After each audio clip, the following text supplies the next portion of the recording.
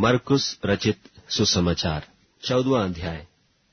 2 दिन के बाद फसह और अख़मीरी रोटी का पर्व होने वाला था, और महायाजक और शास्त्री इस बात की खोज में थे कि उसे क्यों कर छल से पकड़कर मार डालें, परंतु कहते थे कि पर्व के दिन नहीं, कहीं ऐसा न हो कि लोगों में बलवा मचे। जब वे बैतनिय्याह में शमौन कौड़ी के घर भोजन करने बैठा हुआ था, तब एक स्त्री संगमरमर के पात्र में जटामांसी का बहुमूल्य शुद्ध इत्र लेकर आई और पात्र तोड़कर इत्र को उसके सिर पर उंडेला। परंतु कोई कोई अपने मन में रिसियाकर कहने लगे, इस इत्र को क्यों सत्यानाश किया गया, क्योंकि यह इत्र तो 300 दिनार से अधिक मूल्य में बेचकर कंगालों को बांटा जा सकता था। और वे उसको झिड़कने लगे। यीशु ने कहा, उसे छोड़ दो, उसे क्यों सताते हो? उसने तो मेरे साथ भलाई की है। कंगाल तुम्हारे साथ सदा रहते हैं, और तुम जब चाहो तब उनसे भलाई कर सकते हो, पर मैं तुम्हारे साथ सदा न रहूंगा। जो कुछ वह कर सकी उसने किया। उसने मेरे गाड़े जाने की तैयारी में पहले से मेरी देह पर इत्र मला है। मैं तुमसे सच कहता हूं कि सारे जगत में जहां कहीं सुसमाचार प्रचार किया जाएगा, वहां उसके इस काम की चर्चा भी उसके स्मरण में की जाएगी। तब यहूदा इस्करियोती, जो 12 में से एक था, महायाजकों के पास गया कि उसे उनके हाथ पकड़वा दे। वे यह सुनकर आनंदित हुए और उसको रुपये देना स्वीकार किया, और यह अवसर ढूंढने लगा कि उसे किस प्रकार पकड़वा दे। अख़मीरी रोटी के पर्व के पहले दिन, जिसमें वे फसह का बलिदान करते थे, उसके चेलों ने उससे पूछा, तू कहाँ चाहता है कि हम जाकर तेरे लिए फसह खाने की तैयारी करें? उसने अपने चेलों में से 2 को यह कहकर भेजा कि नगर में जाओ, और एक मनुष्य जल का घड़ा उठाए हुए तुम्हें मिलेगा, उसके पीछे हो लेना। और वह जिस घर में जाए, उस घर के स्वामी से कहना, गुरु कहता है कि मेरी पाहुनशाला जिसमें मैं अपने चेलों के साथ फसह खाऊं कहाँ है?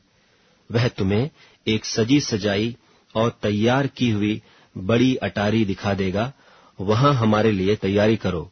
सो चेले निकलकर नगर में आए, और जैसा उसने उनसे कहा था वैसा ही पाया, और फसह तैयार किया। जब सांझ हुई तो वह 12 के साथ आया, और जब वे बैठे भोजन कर रहे थे, तो यीशु ने कहा, मैं तुमसे सच कहता हूं कि तुम में से एक जो मेरे साथ भोजन कर रहा है, मुझे पकड़वाएगा। उन पर उदासी छा गई, और वे एक एक करके उससे कहने लगे, क्या वह मैं हूं? उसने उनसे कहा, वह 12 में से एक है जो मेरे साथ थाली में हाथ डालता है। क्योंकि मनुष्य का पुत्र तो जैसा उसके विषय में लिखा है जाता ही है, परंतु उस मनुष्य पर हाय जिसके द्वारा मनुष्य का पुत्र पकड़वाया जाता है। यदि उस मनुष्य का जन्म ही न होता तो उसके लिए भला होता। और जब वे खा ही रहे थे, तो उसने रोटी ली और आशीष मांगकर तोड़ी और उन्हें दी, और कहा, लो, यह मेरी देह है। फिर उसने कटोरा लेकर धन्यवाद किया और उन्हें दिया, और उन सब ने उसमें से पिया। और उसने उनसे कहा, यह वाचा का मेरा वह लहू है जो बहुतों के लिए बहाया जाता है। मैं तुमसे सच कहता हूं कि दाख का रस उस दिन तक फिर कभी न पीऊंगा, जब तक परमेश्वर के राज में नया न पीऊं। फिर वे भजन गाकर बाहर जैतून के पहाड़ पर गए। तब यीशु ने उनसे कहा, तुम सब ठोकर खाओगे, क्योंकि लिखा है कि मैं रखवाले को मारूंगा और भेड़ तितर बितर हो जाएंगी। परंतु मैं अपने जी उठने के बाद तुमसे पहले गलील को जाऊंगा। पतरस ने उससे कहा, यदि सब ठोकर खाएं तो खाएं, पर मैं ठोकर नहीं खाऊंगा। यीशु ने उससे कहा, मैं तुझसे सच कहता हूं कि आज ही इसी रात को मुर्गे के 2 बार बांग देने से पहले तू 3 बार मुझसे मुकर जाएगा। पर उसने और भी जोर देकर कहा, यदि मुझे तेरे साथ मरना भी पड़े तो भी तेरा इनकार कभी न करूंगा। इसी प्रकार और सबने भी कहा। फिर वे गतसमने नाम एक जगह में आए, और उसने अपने चेलों से कहा, यहां बैठे रहो जब तक मैं प्रार्थना करूं। और वह पतरस और याकूब और यूहन्ना को अपने साथ ले गया, और बहुत ही अधीर और व्याकुल होने लगा। और उनसे कहा, मेरा मन बहुत उदास है, यहाँ तक कि मैं मरने पर हूं। तुम यहाँ ठहरो और जागते रहो। और वह थोड़ा आगे बढ़ा और भूमि पर गिरकर प्रार्थना करने लगा कि यदि हो सके तो यह घड़ी मुझ पर से टल जाए, और कहा, हे अब्बा, हे पिता, तुझसे सब कुछ हो सकता है, इस कटोरे को मेरे पास से हटा ले। तो भी जैसा मैं चाहता हूं वैसा नहीं, पर जो तू चाहता है वही हो। फिर वह आया और उन्हें सोते पाकर पतरस से कहा, हे शमौन, तू सो रहा है? क्या तू एक घड़ी भी न जाग सका? जागते और प्रार्थना करते रहो कि तुम परीक्षा में न पड़ो। आत्मा तो तैयार है, पर शरीर दुर्बल है।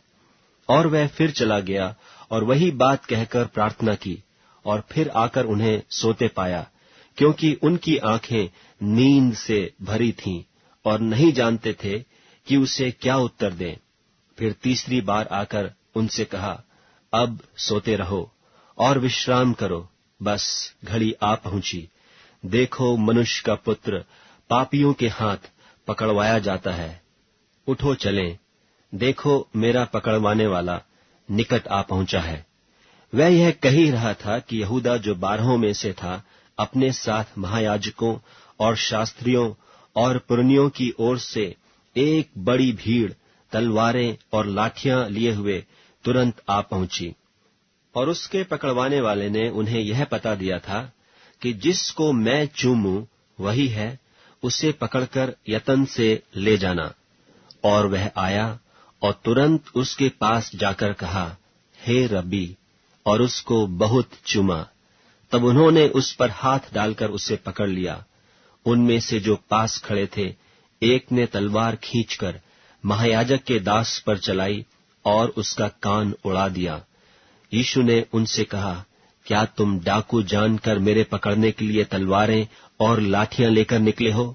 मैं तो हर दिन मंदिर में तुम्हारे साथ रहकर उपदेश दिया करता था, और तब तुमने मुझे न पकड़ा, परंतु यह इसलिए हुआ है कि पवित्र शास्त्र की बातें पूरी हों। इस पर सब चेले उसे छोड़कर भाग गए। और एक जवान अपनी नंगी देह पर चादर ओढ़े हुए उसके पीछे हो लिया, और लोगों ने उसे पकड़ा, पर वह चादर छोड़कर नंगा भाग गया। फिर वे यीशु को महायाजक के पास ले गए, और सब महायाजक और पुरनिये और शास्त्री उसके यहाँ इकट्ठे हो गए। पतरस दूर ही दूर से उसके पीछे पीछे महायाजक के आंगन के भीतर तक गया और प्यादों के साथ बैठकर आग तापने लगा।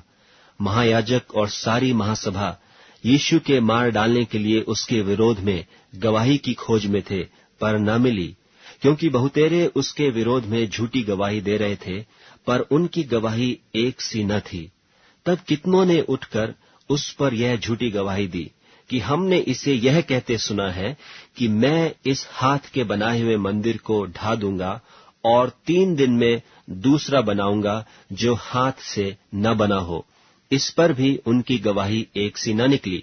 तब महायाजक ने बीच में खड़े होकर यीशु से पूछा कि तू कोई उत्तर नहीं देता? ये लोग तेरे विरोध में क्या गवाही देते हैं? परंतु वह मौन साधे रहा और कुछ उत्तर न दिया। महायाजक ने उससे फिर पूछा, क्या तू उस परम धन्य का पुत्र मसीह है? यीशु ने कहा, हाँ, मैं हूं। और तुम मनुष्य के पुत्र को सर्वशक्तिमान की दाहिनी ओर बैठे और आकाश के बादलों के साथ आते देखोगे।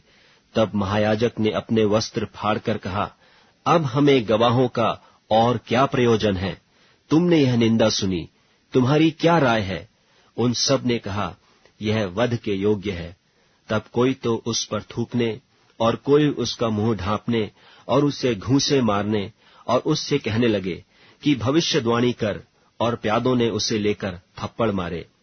जब पतरस नीचे आंगन में था, तो महायाजक की लौंडियों में से एक वहां आई और पतरस को आग तापते देखकर उस पर टकटकी लगाकर देखा और कहने लगी, तू भी तो उस नासरी यीशु के साथ था। वह मुकर गया और कहा कि मैं तो नहीं जानता और नहीं समझता कि तू क्या कह रही है।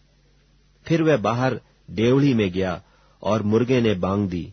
वह लौंडी उसे देखकर उनसे जो पास खड़े थे फिर कहने लगी, यह उनमें से एक है, परंतु वह फिर मुकर गया